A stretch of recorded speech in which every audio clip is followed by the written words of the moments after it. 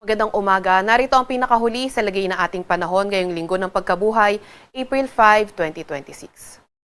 Narito ang ating pinakahuling satellite image kung saan ang ridge ng high pressure area ay nag-extend over northern at central Luzon. So ang high pressure area ay associated sa sinking air. So yung areas affected ng ridge o kung saan nag-extend ang ridge ng high pressure area ay less likely nga yung cloud development at nagiging less likely din ang mga thunderstorm development. May kita nga rin natin sa ating satellite image na halos malinis yung ating buong kapulan.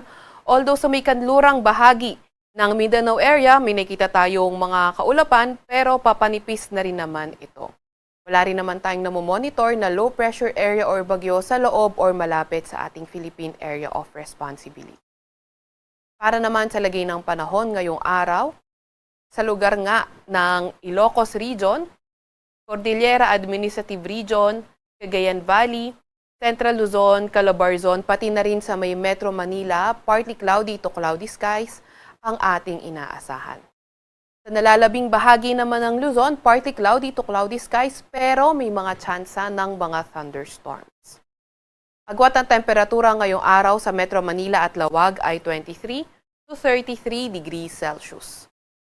Agwat naman ang temperatura sa Baguio ay 15 to 24 degrees Celsius, 24 to 35 degrees Celsius sa may Tugigaraw, 25 to 32 degrees Celsius sa may Legazpi at 20 to 31 degrees Celsius sa may Tagaytay. Agwat ng temperatura ngayong araw sa may Puerto Princesa ay 25 to 33 degrees Celsius at 26 to 33 degrees Celsius naman sa may Kalayaan Islands. Para naman sa lagay ng panahon sa Visayas at Mindanao, nakita nga rin natin yung partly cloudy to cloudy skies condition at may mga tsansa pa rin ng mga localized thunderstorms. Nakita nga rin natin na posible magpatuloy yung ganitong klaseng panahon in the next 2 to 3 days pero hindi nga natin tinatanggal yung posibilidad na maging maulan sa may bandang Eastern Visayas pagdating ng Wednesday. Agwat ang temperatura ngayong araw sa may Cebu at Tacloban ay 26 to 32 degrees Celsius. 26 to 31 degrees Celsius naman sa may Iloilo, 25 to 34 degrees Celsius sa may Zamboanga at Davao, at 25 to 31 degrees Celsius naman sa may Cagayan de Oro.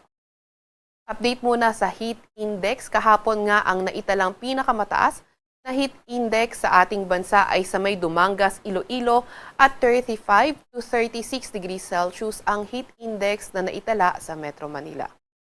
Ngayong araw naman tinatayang 36 to 37 degrees Celsius ang heat index sa Metro Manila at 42 degrees Celsius naman ang posibleng pinakamataas na heat index ngayong araw, yan ay sa may Dumangas, Iloilo.